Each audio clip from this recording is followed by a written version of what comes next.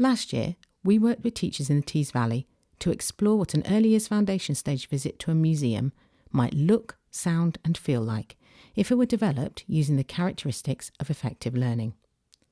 We were happy that visits could be short or long, with whole classes or small groups, involving family adults with every child or just parent helpers. They could be on a topic theme or more fluid, whatever the teachers wanted. We just wanted to find out what was possible when we put play and exploration, active learning, creativity and critical thinking at the heart of our visit planning. So what does effective early learning look like in museums? Well, it's a bit messy, but we found that giving children loose parts so they have choice and control increases their agency.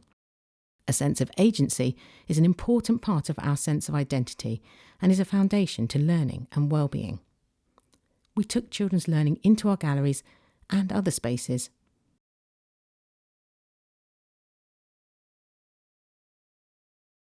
We found that effective early learning in museums is flexible and less structured. It involves having plan A, B, C and D and being prepared to switch between them. We gave fewer instructions but a clear permission to be playful. Sometimes less is more. We also found that effective early learning looks very different for children of different ages. 3-year-olds and 5-year-olds have very different needs, and teachers of the older children tend to be looking for visits that fit in with topics.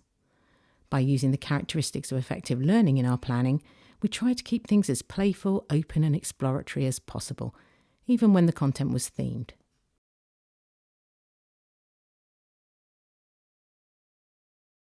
And finally, we found that effective cultural visits for our youngest visitors involve lots of adults too.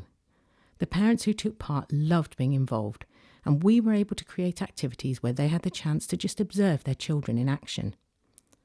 We had a great amount of fun exploring the question of what an effective cultural experience for under 5s looks like, and would like to thank everyone who took part in our project. Since then, the Making a Mark Museum partners have been working with Redcar and Cleveland's advisory teacher and her early years network to explore what building cultural capital looks like in the early years. It's a wonderful adventure, and we're humbled by being able to work with more than 70 early years professionals to try to find the answers.